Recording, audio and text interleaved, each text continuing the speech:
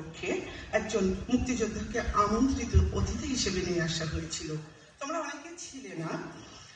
উনি এই পার্বতীপুর অঞ্চলে মুক্তিযুদ্ধ করেছেন। সবচেয়ে দুঃখ লাগে, সবচেয়ে কষ্টের জায়গা এটাই, ভাই হয়ে ভাই, এটা সবচেয়ে কষ্টের, সবচেয়ে দুঃখের। হয়তো এই আমরা দেখছি যে ইতিহাসকে একটা বিকৃত করবার চেষ্টা করা হচ্ছে।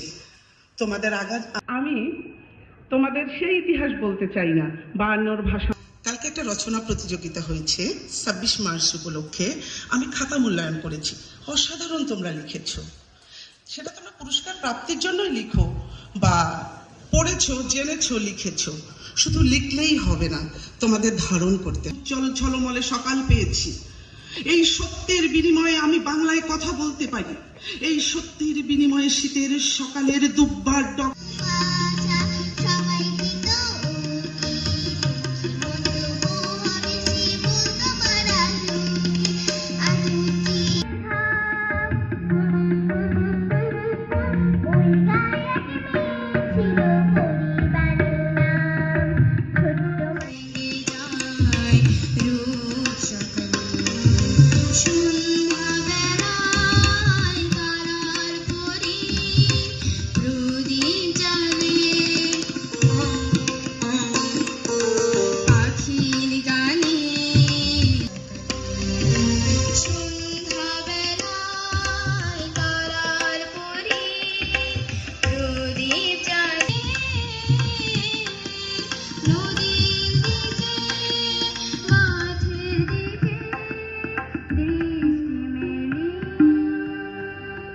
সামনে ভেসে উঠেছে আমার মায়ের মুখ।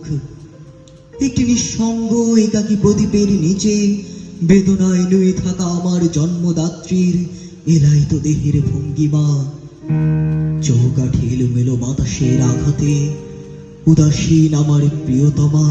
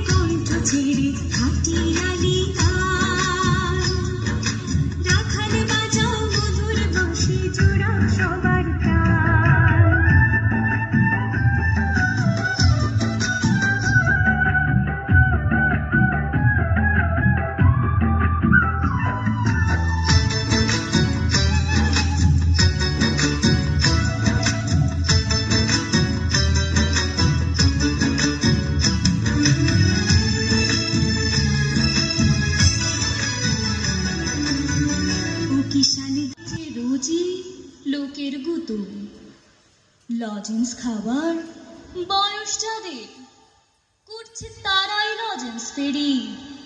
যাদের বুকে সূর্য ওঠার গোলাপ ফোটার একটু দেরি, ওদের কাছে প্রশ্ন করো, ওরা কি কেউ সত্যি জানে স্বাধীনতা জিনিসটা কি, স্বাধীনতার সঠিক মানে? চাঁদি আকাশের পানে হয়তো বাইরে ফরিয়াদ করি, ঊর্ধ্বে নিঃশ্বাস পানে। আকাশে আজকে নাহি কোন পাখি, সুনীল আরশে তার দিগন্তে বেরিয়ে ভীষণ রূপ, দক্ষিণে অনিবার। মুহূর্তে সব শেষ হয়ে গেল, ভস্মাবশেষে গ্রাম।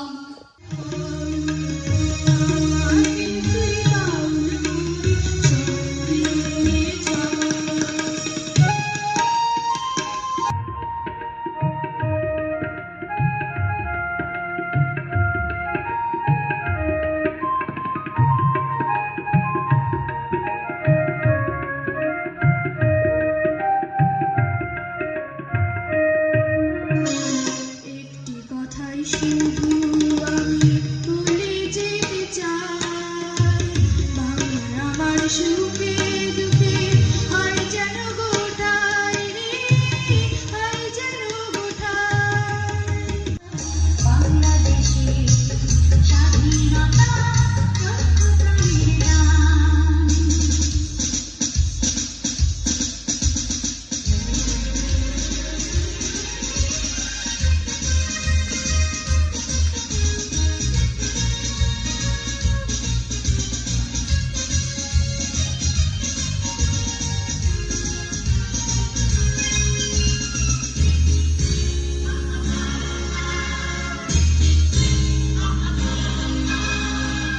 নদীর যেমন স্রোতের ধারা পাখির যেমন গান ফুলের যেমন নতুন সুবাস স্বপ্ন অপুরাণ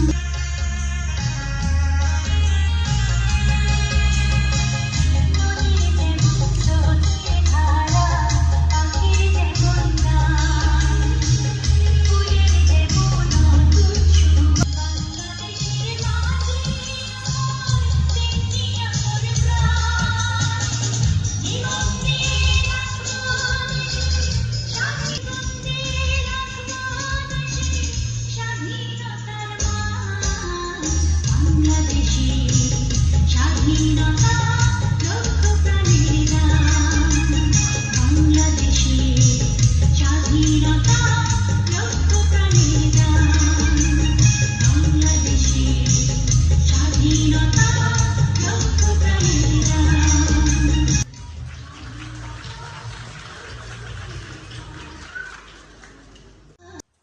বিস্তারিত বেশি আলোচনা করব না, বাট আমার কিছুটা কয়েকটা বিষয়ে কনসার্ন আছে, যেটা হচ্ছে আমরা স্বাধীনতা দিবস, বিজয় দিবস, মাতৃভাষা দিবস এগুলো বলতে পারি না অনেকে। আমরা বিভিন্ন সময়ে টিভিতে দেখি, বিভিন্ন সময়ে ইউটিউবে দেখি, জিজ্ঞাসা করে স্বাধীনতা দিবস কি, বলতে পারি না। এটা অত্যন্ত দুঃখের।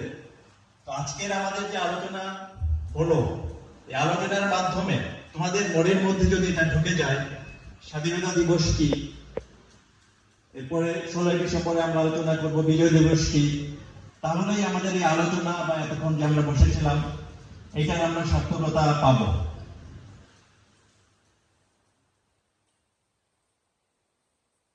একটা বিষয় সবাইকে মনে রাখতে হবে, আমরা যে স্বাধীনতা পেয়েছি, এই স্বাধীনতা অনেক কষ্টের বিনিময়ে পেয়েছি, অনেক ত্যাগের বিনিময়ে পেয়েছি, অনেক রক্তের বিনিময়ে পেয়েছি। কিন্তু আমরা জানি স্বাধীনতা অর্জনের চেয়ে স্বাধীনতা রক্ষা করা আরো কঠিন। এই রক্ষা করার কাজ তোমাদের উপরে, তোমরা এই দেশের কর্ণধার।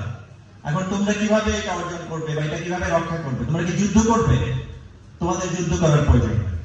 এই আমার সামনে কি লেখা আছে? জ্ঞানী শক্তি। তো তোমাদের কি করতে হবে? জ্ঞান অর্জন করতে হবে। জ্ঞান অর্জন করে শক্তি অর্জন করতে হবে। শক্তি অর্জন করে এইটাই তোমাদের সংগ্রাম। এই সংগ্রামের মাধ্যমে তোমরা দেশকে টিকিয়ে রাখবে। এখন এই সময়ে, এই বয়সে তোমাদের একমাত্র কাজ, আমরা বাকি যে কারিকুলাম অ্যাক্টিভিটিস করি, ঠিক আছে, এটাও করতে হবে, কিন্তু মূল কাজ হচ্ছে পড়াশোনা। এটার কোনো বিকল্প নাই। জ্ঞান অর্জন করতে হলে পড়াশোনা করতে হবে, অন্য কোনো উপায় নেই। এই পড়াশোনা কি নিজে করলেই হবে? পড়াশোনাটা করিয়ে দেওয়ার দায়িত্ব হচ্ছে আমাদের শিক্ষকদের। তো আমি আজকের এই দিনে আমি চাই আমাদের জন্য যারা রক্ত দিয়েছেন, রক্তের বিনিময়ে আমরা যে দেশ পেয়েছি, তারা তো একটা চিন্তা করে, একটা আশা নিয়ে, একটা আকাঙ্ক্ষা নিয়ে রক্ত দিয়েছে, তাই না?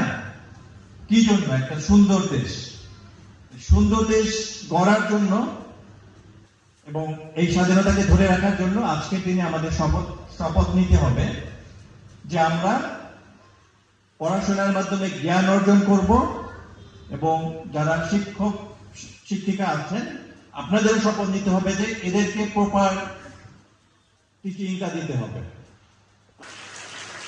আমি আমার ব্যক্তিগত অভিজ্ঞতা থেকে বলি, এটা অন্য বিষয়। আমি ক্যাট কলেজে পড়াশোনা করেছি, ফার্স্ট ছিলাম, কিন্তু কখনোই বাসায় গিয়ে ছুটিতে আমরা যেতাম, বছরে 100 দিন ছুটি পেতাম, বাসায় গিয়ে কখনো কোনো প্রাইভেট টিউটরের কাছে আমি পড়াশোনা করি, অ্যাটলিস্ট এসএসসি পর্যন্ত।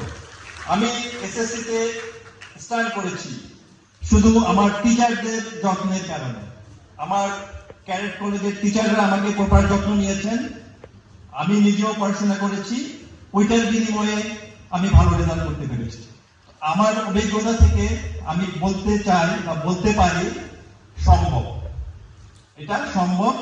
নিজে যদি আমি সজাগ থাকি অ্যাজ এ স্টুডেন্ট, টিচাররা যদি সজাগ থাকে যে না আমি আমার স্টুডেন্টদের প্রপার টেক কেয়ার করবো, তাহলেই পড়াশোনা ভালো করা সম্ভব এবং আমাদের স্টুডেন্টদের আরো ভালো রেজাল্ট করা সম্ভব। তো আজকের এই দিনে আমরা যেন এই শপথ নেই যে দেশের জন্য আমরা এই কাজটা করব।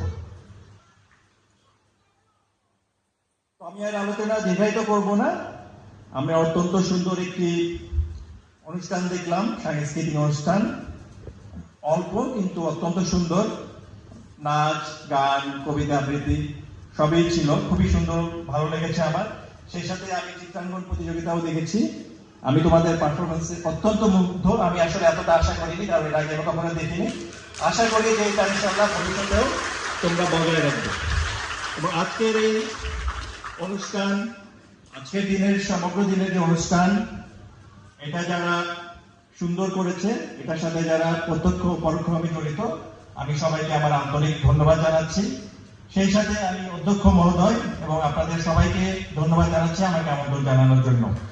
সবশেষে আমি প্রিয় শিক্ষার্থী যারা বিভিন্ন প্রোগ্রামে আজকে অংশগ্রহণ করেছে, আমি জানি কুচকাওয়াজ হয়েছে, চিত্রাঙ্কন, এখানে সাংস্কৃতিক অনুষ্ঠান, এবং যারা দর্শক কষ্ট করে এসেছে, সবাইকে আমি আমার অন্তঃস্থল থেকে ধন্যবাদ জানাচ্ছি। ভালো থাকুন সবাই, ধন্যবাদ। আসসালামু আলাইকুম।